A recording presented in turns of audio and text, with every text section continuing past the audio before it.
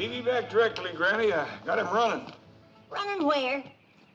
Ooh, into town, back, uphill, downhill, around the golf pasture. What you trying to do to that boy? This morning you had him swimming up and down the cement pond like he was chasing a catfish. Well, I'm just testing him, Granny. See, he thinks he's got a hankering to go courting. Courting? Yep. Jethro? Yep. Ah, what girl is he hankering to court? Well, I don't think he's got a girl yet. He's just got the hankering. That young'un ain't ready for courting. Maybe he is, maybe he ain't. That's why I'm running him and swimming him. I figured to dull his edge a mite. Then if he still feels like chopping wood, he's ready. Yonder he comes. He don't look tired to me. Me neither. I don't think he's gonna be able to stop.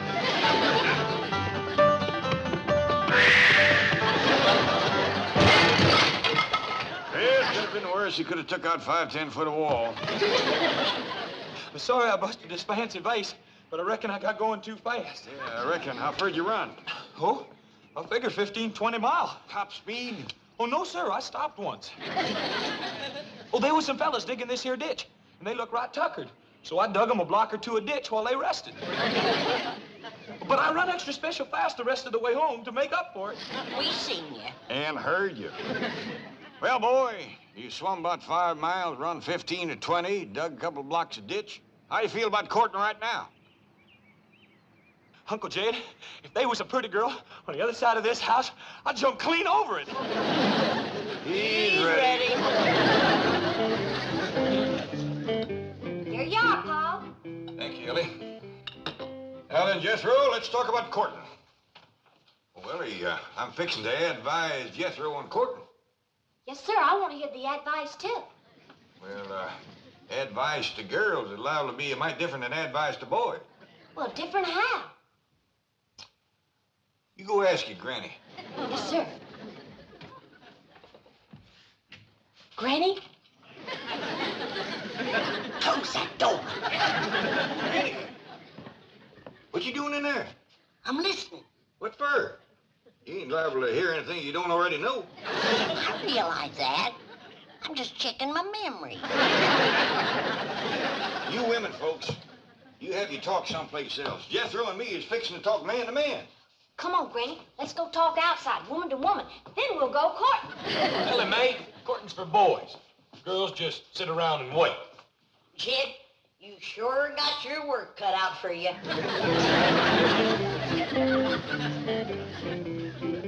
Now then, Jethro, how much do you know about courting? Well, it's kind of simple. You find a girl and then you marry her. Boy, I want to tell you something. There's a whole heap of in-between. Like what? Like finding the right girl, for one thing. Sometimes that ain't so easy. Well, Uncle Jet, how will I know when I find the right girl? Well, the way it happened to me, I knew just like that. I looked at her, she looked at me, and music commenced to play. Well, where was the music coming from? From our hearts, I reckon. Well, I ain't never heard no music come from my heart, or no one else's neither. Of course not, because you ain't met the right girl yet. But when you do, you'll hear it. I heard a bell ring. Does that mean something? Means somebody is calling. Kid Clampetts speaking. Hello, Mr. Clampett. Jane Hathaway here. Did I by any chance leave a large brown envelope there last evening? Yes, ma'am. It's right here by the window. Good. I'll have Miss Trigo drop over to... Is Jethro there? Yes, ma'am. He's right here. I'll drop over and pick it up. No call for you to do that. I'll have Jethro fetch it right down to the bank to you. Uncle Jed, I want to commence courting. Just a minute. The bank is a fine place to commence. There's lots of pretty girls work there. Oh? Oh, yeah. Jethro will be down directly as soon as he washes up and puts on his good clothes. Oh, no bother at all. Bye. Diggity dog!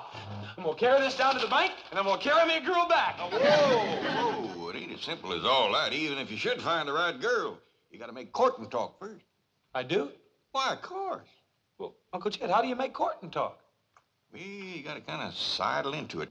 Like you start off with, nice day, ain't it? And then you work around to where it looks like it's going to be a nice night for a walk or a drive or a dance. And, of course, along the way, you got to throw in a couple of, my, ain't you pretties, and get your dandy dancer. We talk like that. I'll get you on now, Uncle Jed. All right, boy. You got enough to get you started. Yes, sir. Some girl is in for a mighty spirited courtship.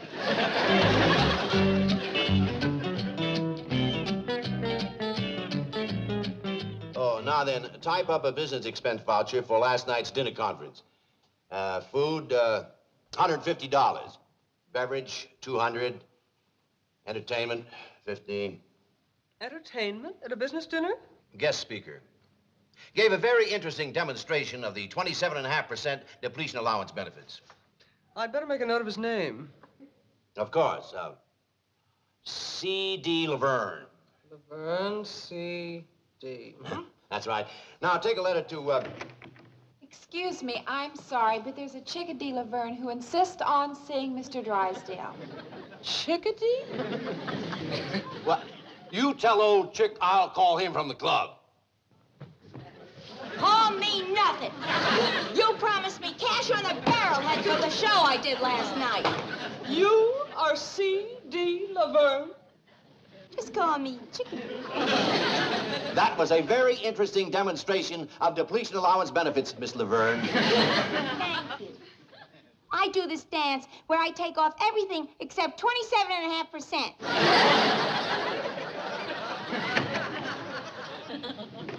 Howdy. Well, howdy to you. You're Jethro, aren't you? Oh, yes, ma'am. You hear any music? No, should I? Oh, yeah. I should, too, but I don't, darn it. Well, if you'll wait, I'll hum something for you. What do you say, Chief? Oh, Jethro, how nice to see you. Oh, howdy, Miss Jane. Something wrong? No, just listening for music. What kind of music? Heart music. Heart music? Try me again, Jethro. Yes, ma'am. Janet, I'd like to speak to you in the pool. Pool? The secretarial pool. Let's go. I shall return, Jethro. Here you are, Chickadee. Oh, thanks, Mr. Drysdale. You know, for your next dinner, you ought to use my specialty act. The one I'm famous for. Mm-hmm. They bring out this great big egg. There's music coming from it. The MC says, "Here's Chickadee." And I pop out of the egg, and I go into my dance. Oh, cute, huh? Try the Chase Manhattan Bank. They love big eggs. You don't even have to hire an orchestra. Look, I got this little transistor radio. See? Watch. I tuck it in here. That's very interesting. Don't call us, we'll call you. Of course, for my specialty, I have to charge a little more. Those big eggs cost a lot of money. I'll keep you in mind. Oh, howdy. Hi. I hear it. I hear the music just like Uncle Jed said I would. Uncle Jed? Yeah, he said that I'd know you was the one just as soon as I heard the music. Oh, he caught my eye. Come on, let's go. Wait a minute. Don't rush me. Oh, I forgot. It's a nice day, ain't it? I mean, it's gonna be a nice night for a stroll, a drive, or a dance. I mean, you sure are pretty. And I bet you're a dandy dancer and lots of sweet talk like that. Come on, let's go.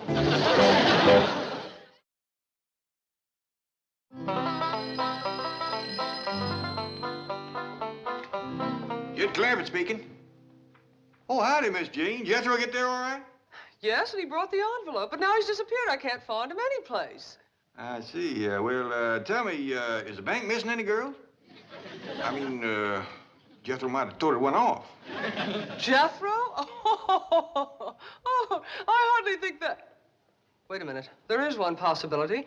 A girl from the secretarial pool who... False alarm? No girls missing. Oh, that's too bad. Well, thank you, Miss Jane. Bye.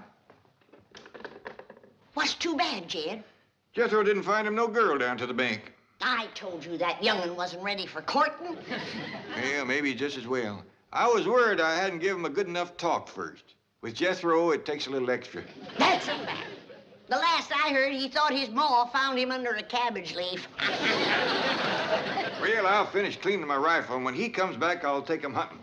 That'll give me a chance for a real man-to-man talk. Looks like Jethro done all right. Found herself a girl. From here, it looks like he found himself a girl and a half. Hey, kid, is this where your uncle lives? Oh, yeah, me too. He must be a millionaire. Well, he's got 35 or 40 million. Does that make him one? Does it ever? Tell me something. Why do you drive this, truck? Well, I already run to town and back once today. Huh? Ooh-wee. That's a big one. Big strapping girl like that can sure help you with the housework, Granny. Housework, that girl can pull a plow. Let's go meet Uncle Sugar. Well, that's Uncle Jay. Yeah. Yeah!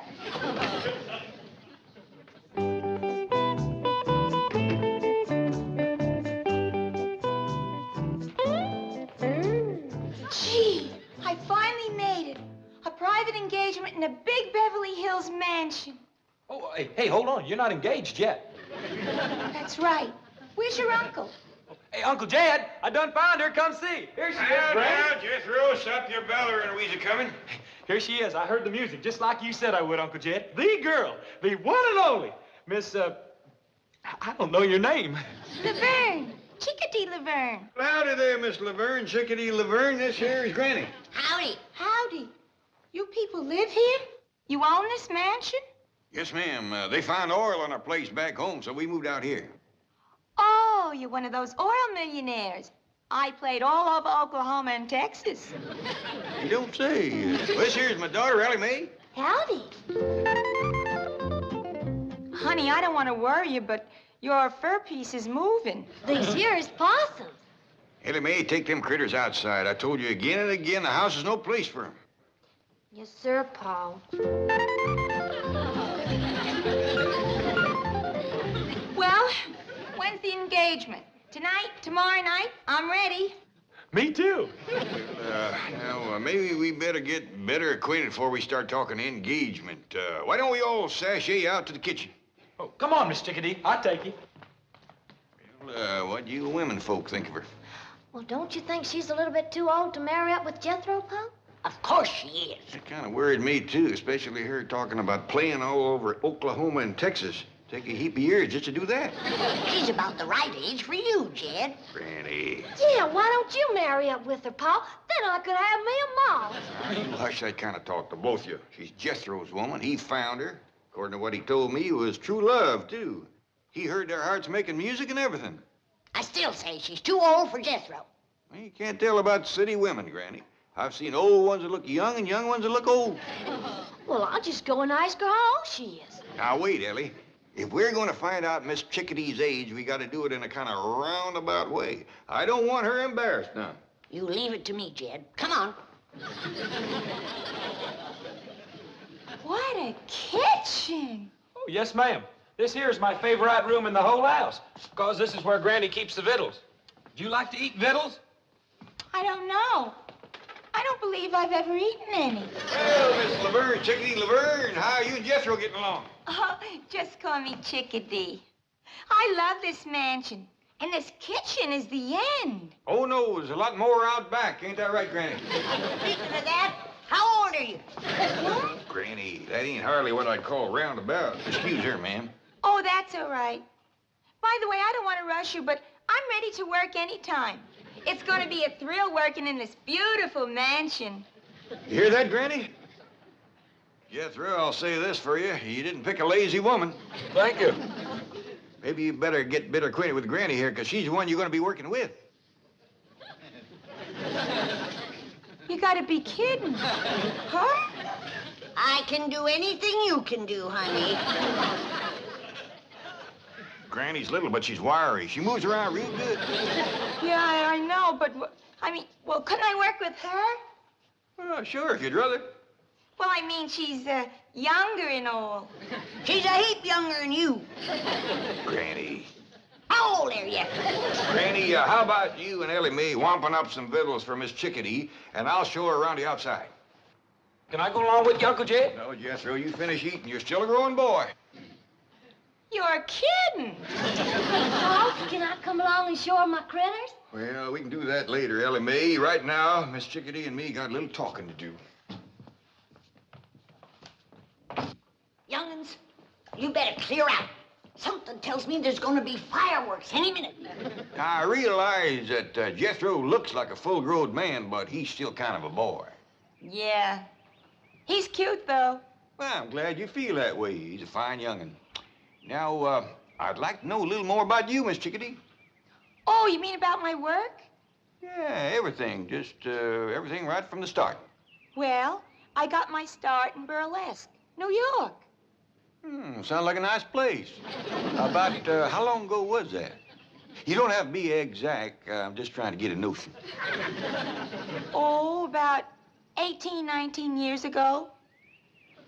Is that a fact? That's when I first broke out of the egg.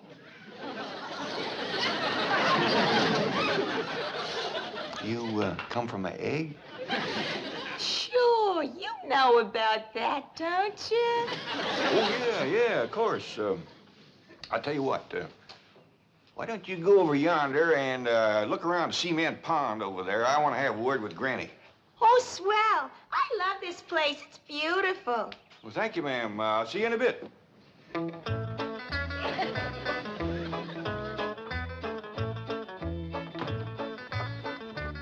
You know, Granny, maybe Miss Chickadee ain't the right woman for Jethro. Of course she ain't. She's too old for him. Well, ain't that so much. Fact is, she's only a little older than Jethro. Who says? She said. She told me she was born 18, 19 years ago in a town named of Burlesque, New York.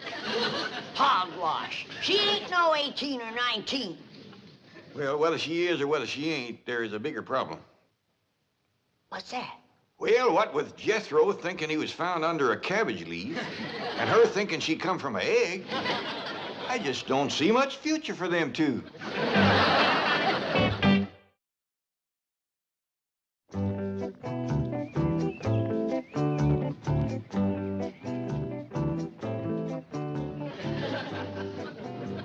Sure do appreciate you showing me how to work with you, Miss Chickadee. Glad to do it, kid. Say, when you get your glove off, that's when we commence to working? Yeah, that's when we really get started. Tell me something. Your dad's worth like 35, 40 million bucks, right? Why do you want to work? Oh, I don't mind. Besides, if I don't, Granny will want me. Yeah, I had an aunt like that. She shoved me out on the stage when I was 15. I never knew my mother. Me neither. You mean your father's a widower? Yes, ma'am. I was kind of hoping he'd marry up with you so as I could get me a mom. Really? I like you. And my critters like you, too. And when critters take a liking to folks, they's generally good and not mean or nothing. Yeah. Hey, you want me to show you what Elmer can do? Now watch him take this here grape out of my pocket.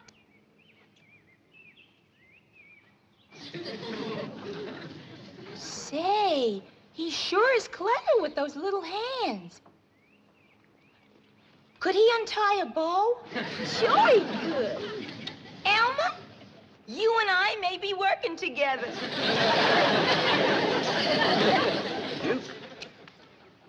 According to what I've been told, 1 year of your life is the same as 7 years with human folks.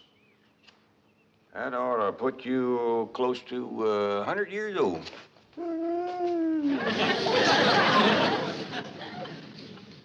Well, I didn't aim to worry you none. It's just that if I'd lived as long as you had, I might be able to work out this vexing problem I got with Jethro and Miss Chickadee.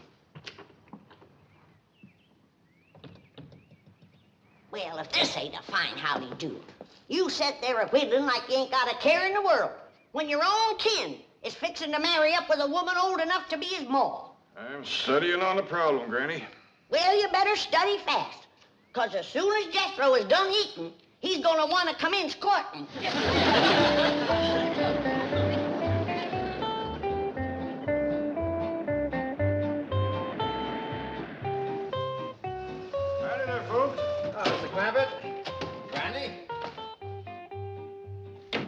Clampett, I'm sorry to trouble you, but I need one more signature. No trouble at all. Not compared to the trouble we got with Jethro. Now, Granny. Oh, hasn't he arrived home yet?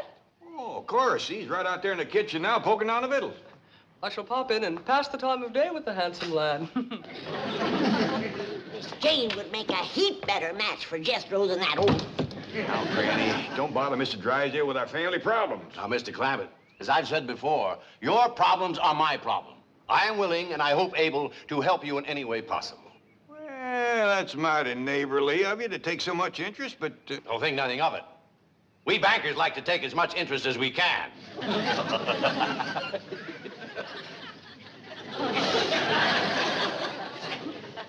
I was making a joke. Interest, banker. I suppose you might call that an inside joke. Oh, well, come on inside and tell it. We ain't got no time for jokes. Jethro is a-heading to the altar with the wrong woman. What's this? Now, Granny, Mr. Drysdale got a bank to run. Precisely why I'm interested in your problems. Now, tell me more. Well, you see, Jethro is in love with this girl. Girl. Yeah, Miss Chickadee does look a mite old for her years. Did you say Chickadee? Yes, sir, Miss Laverne, Chickadee Laverne. Where did Jethro meet her? Down by your bank, I think. Mr. Clampett, that girl is a stripper. What's a stripper? Someone who takes off their clothes. What's wrong with that? But she takes them off every night. Well, I don't sleep in my clothes neither. Chief, sweet, innocent Jethro has run afoul of your Chickadee Laverne. Yes, I've been told. Mr. Clampett, believe me, this is not the right girl for Jethro. I told you so. Please, Mr. Clampett, let us get her away from here as quickly as possible. Well, I wouldn't want to hurt her feelings none. She's right friendly and a willing worker. Here she comes. Hold on, I reckon it's my duty to talk to her first. Miss Chickadee, about the wedding. Oh, that's going to have to wait, Uncle Sugar. I got this great new act that's going to make me the sensation of show business. Now, you watch.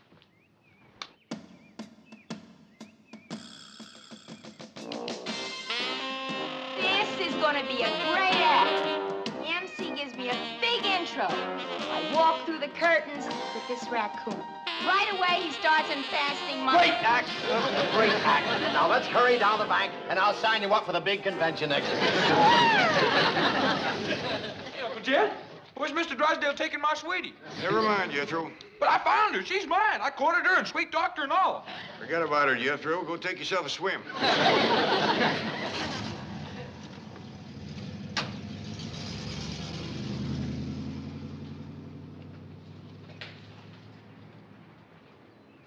Well, we got shed of her. That's a blessing. More of a blessing than you know, Granny. I was falling in love with her. No. Yep. I looked at her, she looked at me, and music commenced to play. My age, too.